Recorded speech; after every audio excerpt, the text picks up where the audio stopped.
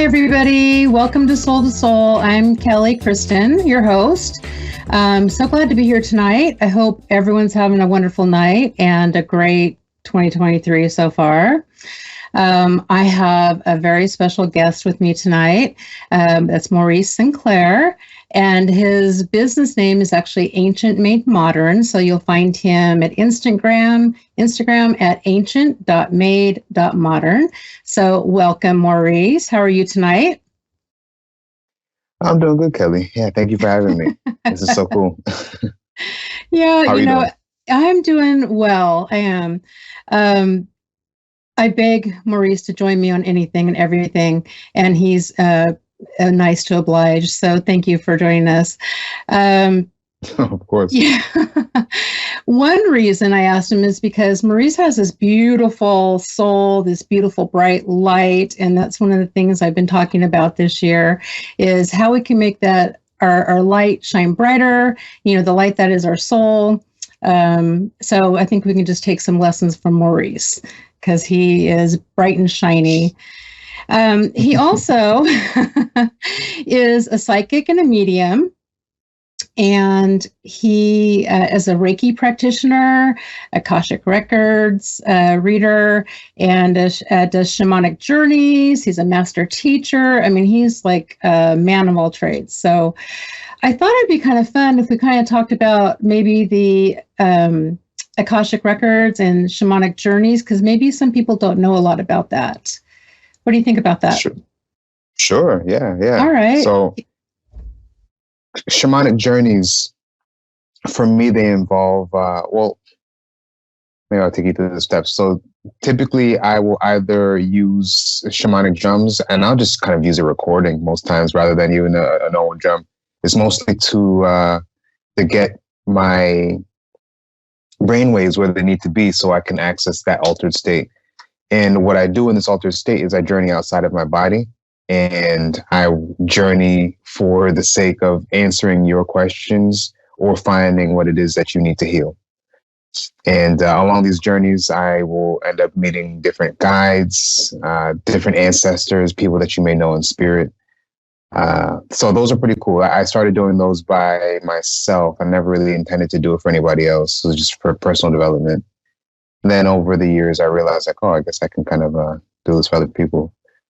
And, but yeah, that's shamanic journey in a nutshell. You will end up going to one of three main levels of this kind of altered world, the upper, lower, or the middle realm.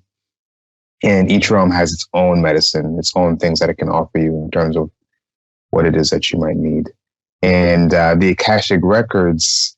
So this is cool because there is a non-physical record of all, maybe some people listen to this already know it. For the people that don't, there's a non-physical record of all history in all directions, everywhere. And we have access to this information. And this is what people call the Akashic Records.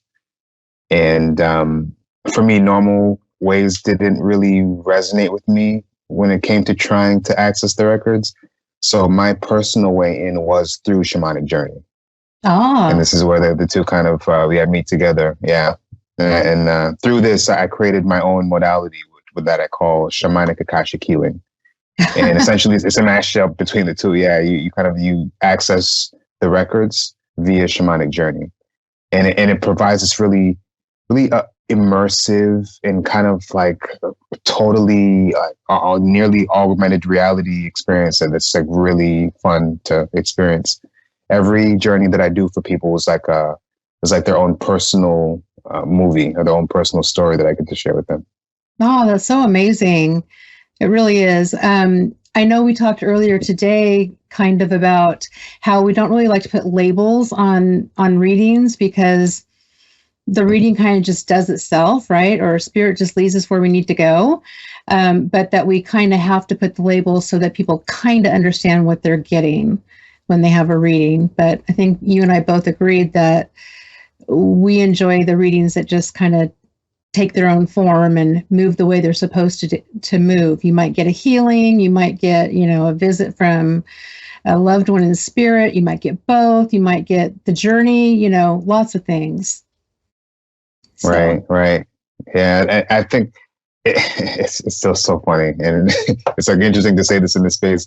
But I've become quite unattached to the specific labels of the types of readings, and even the labels psychic, medium, and because when it boils down to it, it all kind of comes from the same place. And especially, so for example, like the example that you just gave, it's like there are people that might say, you know what, I want a psychic reading because I want to know about what's going to happen in the future, something like that. And then we connect with them, and oftentimes what ends up happening is that like something entirely different ends up happening through us. That spirit decides that it's more required of them, or something that they would need. So, for example, many of my psychic readings turn into healings, right? Inadvertently and without me kind of wanting it to. So, yeah, the labels, like you say, just to kind of agree with you, the labels are just to kind of get people in the door and kind of give people an anchor to kind of hold on to say, you know, this thing sounds familiar or sounds interesting. And then you can just go from there. And then do you ever find, for me, a lot of times when I'm doing a reading, that for me, it's very healing. Do you ever find that? Oh, all the time. Yeah. So I find that I think every single healing or even reading that I do, there are things in it for me as well. Right. So there's like, when you're doing a healing and the healing's coming through you, that in itself becomes a healing as well. Right. You know what I mean? Because it's passing through you. But also, like, you know, even the more informational types of readings, the things that are coming through for the person that you're reading for, oftentimes when you like hear yourself, you're like, you know what, I think I really needed to hear that too. Right. You know, yeah. Right. I love it. In fact, you know, I think it was a couple of weeks ago, you did a reading for me. Maurice was doing a live, and I just happened to be the first person to pop in. He said, would you like a reading? I said, yeah, of course I would. Right. But he has this really beautiful way of beginning the reading, or he did for me. And I do something similar. Where he took me to a room and he explained the whole atmosphere and the furniture and you know, kind of what it smelled like and what it felt like. And then spirit came in, and it felt like we were just, you know, relaxing on a couch and with the coffee table and just, you know, really there. I mean, we were, but it just was really beautiful. It made it really meaningful for me. And is that something that you do with all your readings, or you just let them go, or do you take them sometimes somewhere else? Because sometimes I'll do like a little journey and we'll go to a forest, or sometimes we go to the airport. I mean, it's just different places each time, but I just wondered if you start yours that way each time. Airport sounds cool. I gotta start it, but not every time. No. So sometimes I feel guided. Every time that I was doing mediumship readings that day, and typically for me, when I do mediumship readings, I will do a visualization inside, and I won't always verbalize it outward, but sometimes I'm guided to kind of like talk it outward.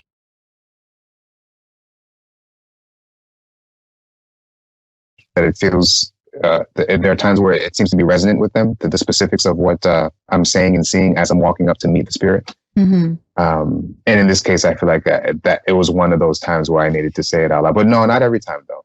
Okay. And that's funny that you said that, because honestly, almost the way that you described where the living room is like my living room. Right. So funny cool. How that works. So very comfortable. I love that you did that. And then also, I forgot to mention, so if people are interested in getting a reading with you, they can just reach out to you on Instagram at theancient.made.modern, right? Is that how they find you? Yeah, you can reach me at ancient.made.modern on Instagram, but also if you don't have Instagram, I am on Facebook. I don't check it that often, but I am on Facebook. Okay. It's just Maurice Sinclair, and you'll see my face pop up. And also you can email me directly. That's ancientmademodern@gmail.com. Okay, perfect. And I'll also put it on my page. So if you are following me on my Instagram at Medium Kelly Kristin, or on my webpage, mediumkellykristen.com, I'll put his link on there as well, because it's fun to get readings from different people. You know, it's fun to get readings from friends who are mediums, and it's just really fun to experience different modalities. I do want to talk about one more thing before we run out of time. Maurice and I do an event every month just about called Soul Journey Sunday, and it's a really beautiful event, but this is actually coming up on Sunday, and this one's going to be a little bit different because we're inviting a special guest, Tony Stockwell. You can find this event on Eventbrite. It's called Soul Journey Sundays, and it's going to be this Sunday from 2:30 to 4 PST time. Normally, you would maybe get a chance to have a reading with Maurice or myself, but this time we're going to have special guest Tony Stockwell. Maurice, do you want to comment more on that? Yeah, it should be a good time. He's a world-renowned psychic medium, among many other things. And and I'm not sure if you're going to link the event to your. I have it on my page, so people can access it and check it out and read it and stuff. For sure. Yeah. Hope you guys can join us because this one's going to be really special. And then after that, you can find other information on how we usually run it. It's also very special.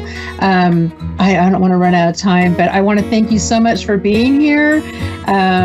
You made my night, that beautiful bright light that you have. Thank you for being my friend. Thank you for even having me on and asking me to do this. This is cool.